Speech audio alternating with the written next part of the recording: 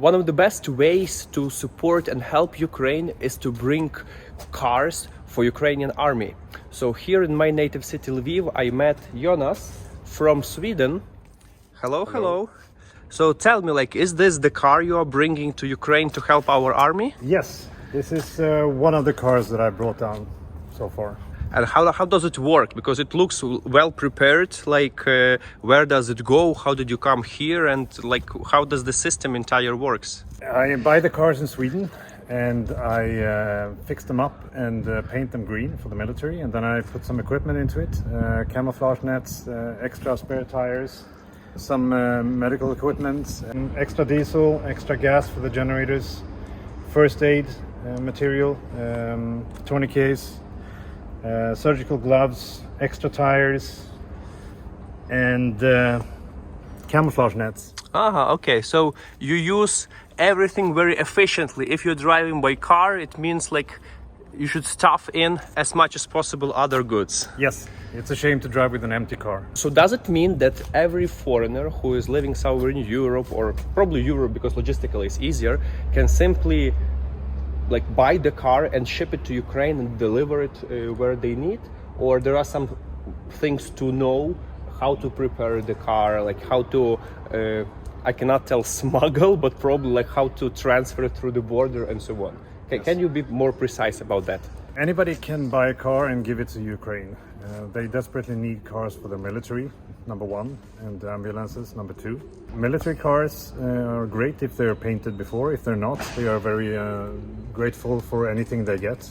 Just make sure that the cars work, so that you don't give them something that breaks down before they get to the front line, because then you haven't really helped. Customs, the Polish side, you just drive through. And then when you get to the Ukrainian side, you show them documents that you have gotten from the military units that's going to receive the car. And you give that to the custom official, and they make the paperwork ready. It takes about 1 hour. How do you contact particular military units and receive requests from them? Because there are can be somebody living in Sweden or Poland or Netherlands, and they're okay, how do I keep in touch with them? Either you can contact me, I can give you contact info, and you can post it on your site. Or you just go on the web, you have connections to Ukraine, how you can help. But I already have a lot of connections with different units that need cars, so that's the easiest way. Okay, so guys, listen, below the video there's going to be the contact number directly to Jonas, and if you see that this is the areas where you would like to help, delivering cars, buying cars, maybe is it possible people donate money to you and you buy the cars? Yes. For example, so that's another option. So that would be a really great help, and this is one of the areas how you can contribute towards victory of Ukraine and towards the liberty of our world, right, in general. Yes. This is not just a war between Russia and Ukraine. This is much more. This is a war between Europe and the West and dictatorship and Russia. So everybody who's sitting at home being afraid that the war is going to come to them. Many friends contacted me when the war began and asked, so you think it's going to be a war in Sweden or in Belgium or France? And the more I think about this is that what people don't understand, that the war that they are afraid of is already here. This is the war against Europe, against the West, and against democracy. So this is the time to act. Don't wait until the war gets to your country, then it's too late. If we all act now and help Ukraine to win the war against the Russians, then you can sit at home and be safe. And then it's just Ukrainians taking the sacrifice.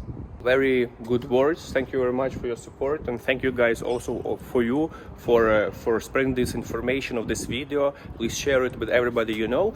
That's amazing how everybody is contributing and helping Ukraine, and probably everybody has their own reason for that.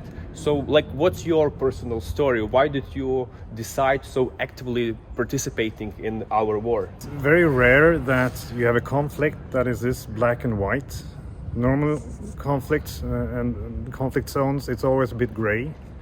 Here you have one country that is completely innocent, and you have one country that's doing all the harm. So there's a lot of people in Sweden and the rest of the world that wants to help, because it's a conflict that's very easy to pick sides. Me personally, I also have a special connection with Ukraine. My ancestor was here in 1709 fighting the Russians in Poltava. And the last car that I delivered was actually to Poltava. So it was very special to see the monuments for me and to be back 313 years later. But this time we're going to beat the Russians. That time Sweden lost. Actually, the Battle of Poltava was one of the biggest and most important turning points in the history and relations between Ukraine and Russia. In fact, when it happened, I'm talking about 1709, Russia didn't even exist in the form we know it now. The reason is that Peter the Great, the founder of St. Petersburg, that founded the city in the early of the 18th century, named his empire Russian Empire only in 1721, while the Battle of Poltava happened in 1709, which gave the access to Moscow Duchy back then to control over the territories of eastern Ukraine. And it was the biggest breakthrough for them, which enabled further advancement on the south towards the Black Sea. Sweden army was united back then with Ukrainian Cossacks, whose leader was Ivan Mazepa. Unfortunately, they lost in the Battle of Poltava. However, now, together with the help of Sweden and the rest of the Western civilized world, I'm sure we're gonna win this war. So now, like once a car is in Lviv, yes, you brought it through the border, you prepared the car. Are there like any specific things how to prepare the car, for example? Just make sure it runs. It doesn't have to be pretty. It can be rust, but just make sure the suspension, engine, gearbox and everything is in good order, so it will last for the war.